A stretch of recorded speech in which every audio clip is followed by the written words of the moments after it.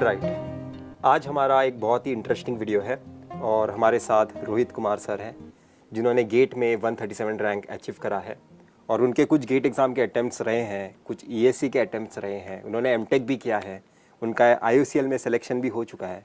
तो रोहित कुमार, अपनी थोड़ी शॉर्ट में इंट्रोडक्शन कर दो और ऑडियंस को बता दो। मेरा नाम रोहित कुमार है और मैं बिहार से आता हूँ। मैंने बीटेक एनआईटी जालंधर से सिविल इंजीनियरिंग में कंप्लीट किया है 2018 में। उस टाइम मैंने फर्स्ट टाइम फाइनल ईयर में गेट अटेम्प्ट किया था और तैयारी भी ठीक ठाक की थी और उस टाइम मेरे 60 मार्क्स आए थे और उसके हिसाब से रैंक 2300 के अप्रॉक्स रैंक आए थे। तो उससे कुछ नहीं मिलने वाला था, पता था। तो उसके बाद फिर मैं और मेरे कुछ फ्रेंड दिल्ली आए थे तैयारी करने के लिए। पास आउट होने के बाद फिर हम लोग दिल्ली आए। इधर गिडोरनी जगह था, वहाँ पर हम लोग रहते थे। तो सेल्फ स्टडी किया करते थे हम लोग, कोचिंग नहीं लिए थे, सेल्फ स्टडी करते थे। सब मिल करके आपस में डिस्कस करके पढ़ना होता था। फिर टेस्ट सीरीज देते थे, उसमें स्कोर आता था, उसको डिस्कस करते थे। तो इस हिसाब से फिर मैंने 2019 में अपना गेट का सेकंड अटेम्प्ट दिया और ईएस का फर्स्ट अटेम्प्ट दिया। तो फिर ईएस का प्री मेरा क्लियर नहीं हुआ, तो फिर मैंने गेट दिया। तो गेट में फिर से मेरा 60 मार्क्स ही आया और इस बार मेरा रैंक आया 1300 के अप्रॉक्स। उस रैंक से मैंने एमटेक ज्वाइन कर लिया आईटी गुवाहाटी में। और फिर मैंने आईटी गुवाहाटी जब मैंने ज्वाइन किया तो मुझे वहाँ फर्स्ट ईयर में काफ़ी टाइम लगा कि मेरे पास टाइम है। तो फिर से मैंने सोचा कि मैं फिर से एक बार अटेम्प्ट देता हूँ। तो फिर से मैंने ईएस का फिर एक अटेम्प्ट 2019 में 2019 जब जून में जब मैंने ज्वाइन किया तो 2020 का जो ईएस था समझ गया, उसको मैंने दिया, सेकेंड अटेम्प्ट मैंने दिया। तो उस टाइम मेरे मार्क्स आए थे 235 के अप्रॉक्स मेरे मार्क्स आए थे और लाइकली कट ऑफ था 238 के आसपास आई थिंक कट ऑफ गया था। तो मेरा फिर से प्री रह गया। फिर उसके बाद रेलवे का वैकेंसी उन्होंने वापस ले लिया, तो फिर मेरा इंटरेस्ट भी कम हो गया। फिर मैंने दोबारा ईएस नहीं दिया। फिर मैंने 2020 में गेट भी दिया। तो उस बार मेरा गेट में ये गेट तुम्हारा शायद से थर्ड अटेम्प्ट मेरा हो गया गेट का। तो इस गेट में मेरा आया, जो मेरे मार्क्स आए थे वो 74.8 थे और मेरे रैंक बने थे 436 436 के अप्रॉक्स मेरे ऐसे रैंक थे, एग्जैक्ट याद नहीं बट इतने रैंक थे। 400 प्लस 400 कुछ थे। तो उससे भी मेरे कुछ पीएसयू में कॉल आए थे, जैसे एनवीसीसी का मैंने इंटरव्यू दिया था, एनपीसीआईएल से कॉल आया था, बट कोरोना के चक्कर में उन्होंने जहाँ बुलाया था मैं वहाँ पे पहुँच नहीं पाया।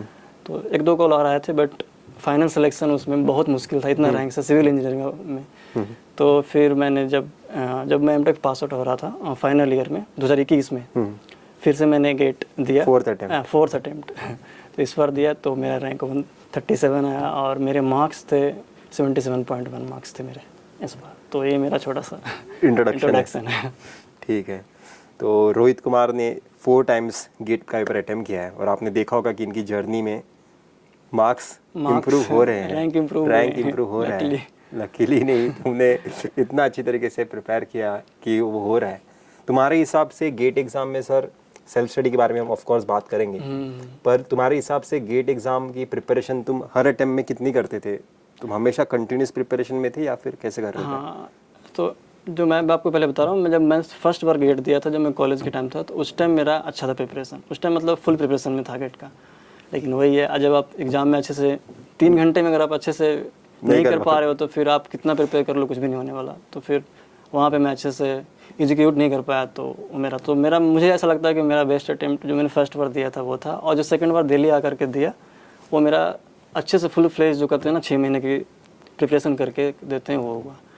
उसके बाद जब मैंने थर्ड अटेम्प्ट दिया, जब मैं एमटेक में था, तो वहाँ पे लास्ट के 2 मंथ दिसंबर और जनवरी मैंने दिसंबर में रिवीजन किया और थोड़ा बहुत प्रीवियस ईयर सोल्व किया। लेकिन मोस्टली मैंने फोकस किया प्रैक्टिस के ऊपर, क्योंकि कॉन्सेप्ट्स तो ऑलरेडी क्लियर थे, मैंने पहले कर रखे थे तैयारी, तो चीज़ें आती थी। But the thing is how you are apply. तो फिर उसके लिए फिर मैंने टेस्ट देना मुझे ज़्यादा बेटर लगा, तो मैंने ज़्यादा टेस्ट दिए और उसमें इम्प्रूव करने की कोशिश। स्पीड, एक्यूरेसी ये इंपॉर्टेंट होता है गेट के लिए, तो उस पर काम किया। तो थोड़े से इम्प्रूव हुए, रैंक 400 समथिंग आया थर्ड अटेम्प्ट में। फिर उसमें फिर मैंने अपनी मिस्टेक देखा, कहाँ पे मिस्टेक है और प्रैक्टिस की ज़रूरत है। तो नेक्स्ट अटेम्प्ट में फिर मैंने लास्ट के 2 मंथ फिर किया, लास्ट में ही, क्योंकि उसके बीच में टाइम भी नहीं मिलता। अगर आप एमटेक कर रहे हो तो वहाँ पे वर्कलोड होता है, स्पेशली आईटी में होता है, थोड़ा सा वर्कलोड होता है, तो वहाँ पे आपको मैनेज करना इतना आसान नहीं होता। बट फिर भी लास्ट के 2 मंथ इनफ टाइम मुझे ऐसा फील हुआ, तो फिर मैंने उसको किया टेस्ट, मैंने उसको में इम्प्रूवमेंट लाया, तो फिर मेरा रैंक थोड़ा सा इम्प्रूव हो गया इस साल। तो मेरा रैंक आया था 137 इस तरीके। क्या प्रॉब्लम होती है आपके हिसाब से गेट एग्ज़ाम में जो एक इंसान को सोचने की ज़रूरत है? मुझे ऐसा लगता है कि GATE exam is all about mindset. आप कितना हार्ड वर्क करते हैं उसका कंट्रीब्यूशन मोस्टली आपको 30% आपको मिलेगा, लेकिन द थिंग इज़ आप 70% कैसे आप करते हो, अपने आप को मैनेज कैसे करते हो, प्रेशर को कैसे हैंडल करते हो, कैसे आप वहाँ पे मिस्टेक्स नहीं करते हो, आपको 2 + 2 4 ही दिख रहा है कि नहीं दिख रहा है। क्या बोला आपने? 2 + 2 4 दिखना चाहिए। स्पेशली बस क्या होता है, मतलब मेरा एक्सपीरियंस ऐसा रहा है, मैंने 2018 गेट दिया था, उस टाइम भी पेपर काफ़ी ईजी आया था। जो मेरे फ्रेंड्स थे कॉलेज के, उन्होंने काफ़ी अच्छा रैंक लाया था और उन्होंने प्रिपरेशन में थोड़ा कम ही किया होगा मुझे लगता है, जितना सीरियस मैं था उतना वो थे भी नहीं, उनका रैंक काफ़ी अच्छा आया था। तो उनका बस यही था कि उनका एक्यूरेसी काफ़ी अच्छा रहा होगा। 2 + 2 = 4 उन्हें दिखाई दे रहा था एग्जाम ऑब्वियसली एग्जाम की बात कर रहा हूँ। 3 घंटे में आपका माइंडसेट क्या है, कैसे आप मेंटल प्रेशर कैसे आप सोचते हो उस 3 घंटे में, वो इम्पोर्टेंट हो जाता है गेट में। मुझे ऐसा लगता है क्योंकि गेट में आप जनरली आपने भी गेट दिया है तो आप समझ सकते हो कि गेट में ऐसा होता है कि वो ज़्यादा डेप्थ में नहीं जाते, बेसिक्स पे फोकस करते हैं, उसके एप्लीकेशन पार्ट से क्वेश्चन बना के वो पूछते हैं आपसे।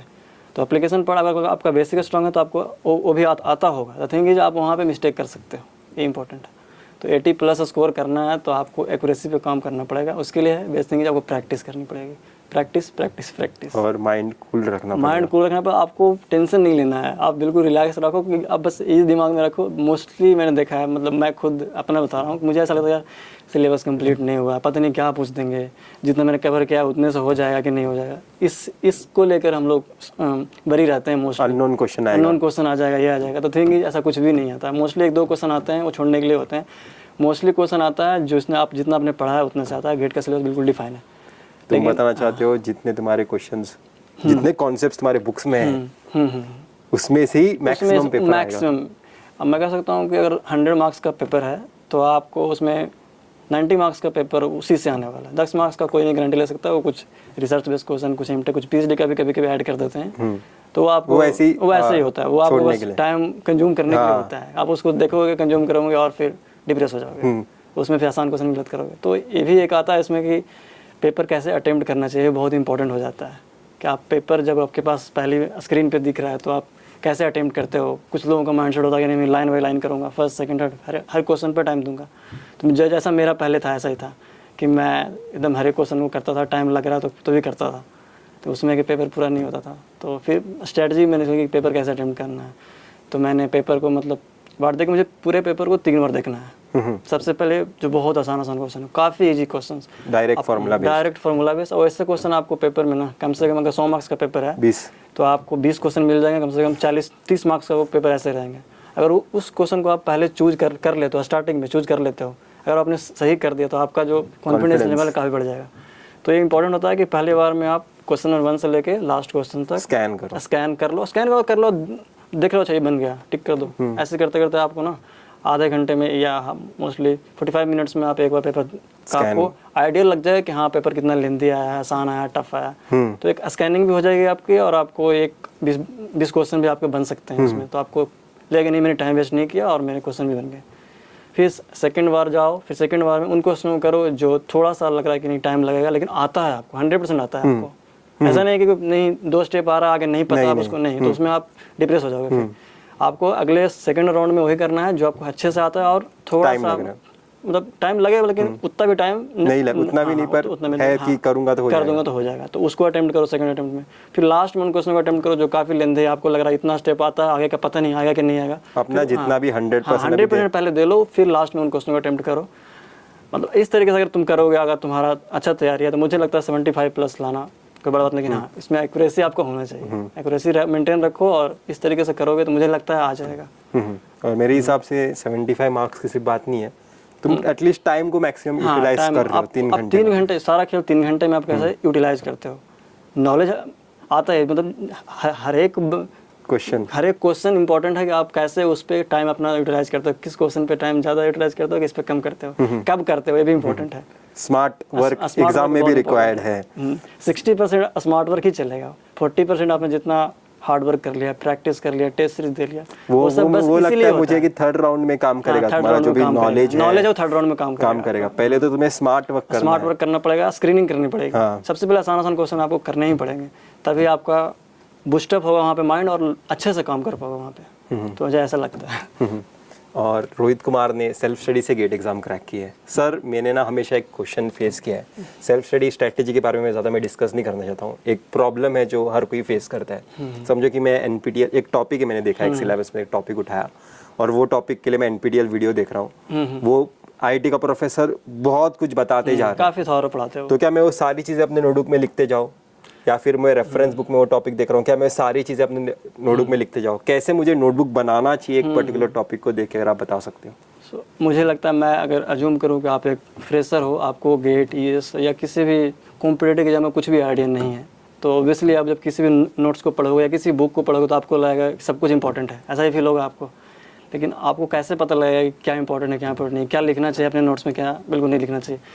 तो इसके लिए मुझे ऐसा लगता है बेसिक जो मैंने किया कि सबसे पहले आप कोई भी स्टैंडर्ड बुक उठा लो। अगर आपको उस सब्जेक्ट का नॉलेज, मैं अज्यूम कर रहा हूँ कि आपको जीरो है, आपको उसमें कुछ भी नहीं आता है, ऐसा मैं अज्यूम कर रहा हूँ, तो उसके लिए आपको ऑब्वियसली आपको बुक को ही रीड करना पड़ेगा, क्योंकि बुक से आपको समझ में चीज़ें आएंगी। तो आप कोई भी स्टैंडर्ड बुक, अच्छा सा बुक उठा लो, पढ़ लो उसको एक बार अच्छे से, पूरे टॉपिक को पूरा अच्छे से पढ़ लो। टॉपिक जो भी सिविल इंजीनियरिंग का जो भी टॉपिक है, उसको आप उस टॉपिक को पढ़ लो, अच्छे से पढ़ लो। उसके बाद जो भी एग्जाम का आप तैयारी कर रहे हो, गेट का कर रहे हो, ES का कर रहे हो, स्टेट सर्विसेज कुछ भी कर रहे हो, कोई किसी भी एग्जाम, उसका उठा लो प्रीवियस ईयर, उसको तुम लगाओ। बस उसको रीड करने के बाद उस प्रीवियस ईयर को तुम लगाओ एक बार, तुम देखो उसमें तुमसे कितना सोल्व होता है, क्या सोल्व होता है, क्या क्या तुमको प्रॉब्लम आ रहा है, कौन सा कॉन्सेप्ट तुम्हें लग रहा है, और किस टॉपिक पे क्या डेप्थ को टच कर रहे हैं, किस डेप्थ को टच कर रहा है, जो हमने पढ़ा है उसका किस तरीके से फॉर्मेटिंग यहाँ पे आ रहा है, सवाल कैसे पूछ रहे हैं, एप्लीकेशन पार्ट है उसमें अप्लाई हो रहा है कि नहीं हो रहा है, किस डेप्थ में पूछ रहे हैं, किस सरफेस पे है। तो आपको उससे ना कि जो भी टॉपिक आपने पढ़ा है, जो भी पढ़ा है आपने, उसमें आपको आइडिया लगा कि हाँ इस टॉपिक में कितना इंपॉर्टेंट है, किसी एग्जाम इस एग्जाम के लिए कितना इंपॉर्टेंट है, कौन सा पार्ट इंपॉर्टेंट है, कौन सा किससे क्वेश्चन और पूछे जा रहे हैं, तो उससे आपको पता लगा। उसके बाद फिर से उस जो भी बुक आपका है, जो भी मटेरियल है, एक बार उससे करो, रीड करो और फिर अपना नोट्स बना लें उससे, कि आपको फिर उससे आपको आइडिया लग जाए कि हाँ इसमें क्या इंपॉर्टेंट है मेरे लिए। उसी हिसाब से आप हर एक टॉपिक का बनाओ, तो उससे आपका एक कंप्लीट पैकेज बनेगा। उसके बाद फिर आप एग्जाम ओरिएंटेड आपका नोट्स तैयार हो चुका है। उसके बाद आप टेस्ट सीरीज दो। प्रैक्टिस बहुत ज़्यादा इंपॉर्टेंट है आपके लिए। एक बार रीड कर लो। मोस्टली लोगों का मैंने ऐसा फील किया था पहली बार में कि मुझे लग रहा है मैं भूल रहा हूँ चीज़ें यार, एक बार पढ़ लिया, 2 बार पढ़ लिया, स्टिल भूल रहा हूँ। तो मोस्टली मैंने ऐसा किया था कि ज़्यादा से ज़्यादा जो मेरा सेकंड अटेम्प्ट था, जो मैं ES का तैयारी करता था, तो उस टाइम जो मैंने मिस्टेक किया कि मैं प्रैक्टिस नहीं करता था। मैं मोस्टली फोकस रहता था कि मुझे ये चीज़ें याद ही नहीं है, मैं टेस्ट क्या दूंगा, टेस्ट देने जा रहा था, मैं भूल जा रहा था, मुझे लगता है यार मुझे कुछ नहीं आता, मुझे फिर से रीड करनी है। तो मैंने वहाँ पे दिल्ली में 4-5 महीने बस रीड करने में लगा दी। मैं पढ़ता था, प्रैक्टिस नहीं करता था, सिर्फ पढ़ता था। तो उससे मेरा स्पीड नहीं बन पाया। ES में स्पीड बहुत इंपॉर्टेंट है। और तुम सम सॉल्व कर रहे हो तो इनडायरेक्टली कॉन्सेप्ट भी रिकॉल हो रहा है। तो आप ज़्यादा एक बार पढ़ो, प्रैक्टिस आप 2 बार करो। हाँ। एक बार पढ़ो, प्रैक्टिस 2 बार करो, उससे आपके कॉन्सेप्ट ज़्यादा क्लियर होंगे। सोल्यूशन देखो उसका कैसे एक्सप्लेन किया हुआ है, तो उससे आपको आइडिया लगे कि चलो ये जो थ्योरी पार्ट है इसका न्यूमेरिकल कैसे बनता है, इस पर कैसे कैसे न्यूमेरिकल बन सकते हैं।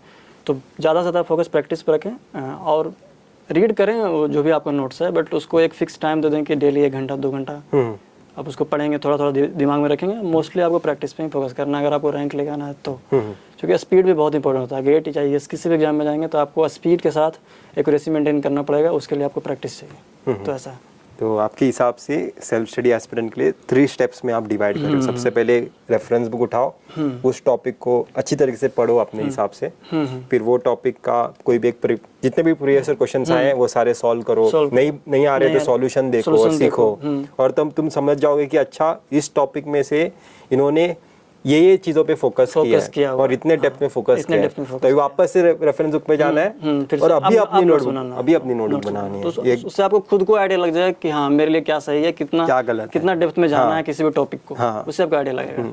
क्योंकि देखो इम्पोर्टेंट क्या है कि यूनिवर्सिटी सिलेबस भी सेम होता है, गेट एग्जाम का सिलेबस सब सिलेबस सेम है। किसी भी एग्जाम में आप देखेंगे तो वो सिर्फ सिविल इंजीनियरिंग लिख देंगे, टॉपिक का नाम लिख देंगे, उसके अंदर कुछ भी नहीं बताएंगे क्या आने वाला, तो उससे कैसे आइडिया लगेगा। तो वैसे best thing is previous year, तो प्रीवियस ईयर का आपको देखना पड़ेगा, फिर आइडिया लगा अच्छा ये टॉपिक है तो इसमें कितना डेप्थ में, इस एग्जाम में इतने डेप्थ में, तो इस हिसाब से आपको करना पड़ेगा। तो सर आपने बहुत ही अच्छा बताया है। सर आपके हिसाब से कौन सी टेस्ट सीरीज आपने लगाई थी जो आप रिकमेंड भी करना चाहोगे? मैंने तो एस इंजीनियर्स अकेडमी का मैंने टेस्ट सीरीज लिया था, तो मुझे कंफर्टेबल भी लगता था। मुझे मोस्टली टेस्ट सीरीज में मैं ये नहीं देखता था कि मुझे कितना रैंक आ रहा है या कितने बच्चे अटेम्प्ट कर रहे हैं टेस्ट, मैं सब ध्यान नहीं देता था।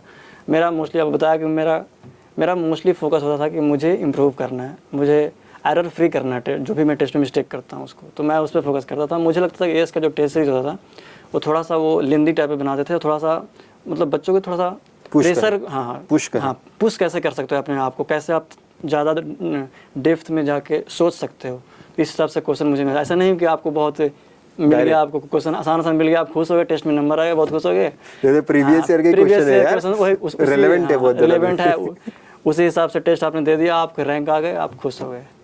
ऐसा नहीं होना चाहिए। तो मुझे ऐसा लगा कि एएस के टेस्ट में ऐसा है, तो मैं पिछले 2-3 बार से एएस का ही टेस्ट से दे रहा था।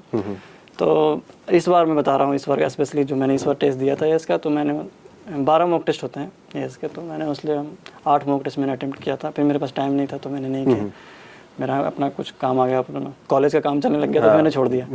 तो फिर मैंने टेस्ट में मैंने रैंक ठीक ठाक आ रहे थे, टॉप 20 टॉप 25 ऐसे आ रहे थे, तो मुझे लगा कि चलो यहाँ पे अच्छा आ रहा है, इनके क्वेश्चन भी अच्छे होते हैं। एटलीस्ट में मार्क्स मेरे इतने नहीं आते थे, 80 मार्क्स नहीं आते थे, 85 मार्क्स नहीं आते थे, 75 74 बस उतने में ही मेरा रैंक अच्छा आ जाता था। तो उनको पेपर पर वो बताया थोड़ा सा लेंदी रखते हैं। एक्चुअल गेट एग्जाम में कितना है आपके?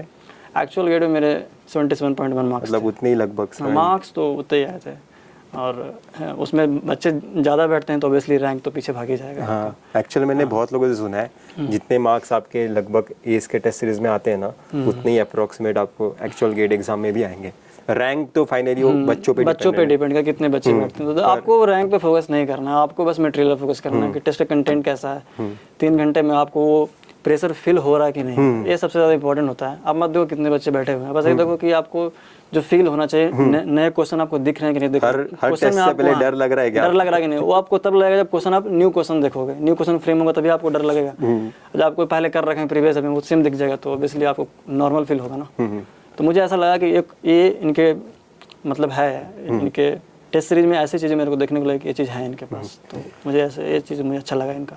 और सर घर वालों को कैसे लग रहा है? घर वालों ने कभी एक्सपेक्टेशन, आपने एनआईटी से किया ऑफ कोर्स, तो आपसे एक्सपेक्टेशन पहले से ही बहुत ज़्यादा हाई हो गए, और आपने एमटेक आप कर रहे थे तभी आपका पहले से प्लान था कि मैं इसके बाद डायरेक्ट जॉब करूँगा या फिर क्या करूँगा, या फिर घर वालों का क्या रिएक्शन था आपका? तो प्राइवेट जॉब का तो मेरे पास पहले से ही उतना इंटरेस्ट नहीं था, क्योंकि बीटेक टाइम में भी प्राइवेट जॉब ऑप्शन थे बहुत सारे, LNT ये सब बहुत सारी कंपनियाँ आती थी।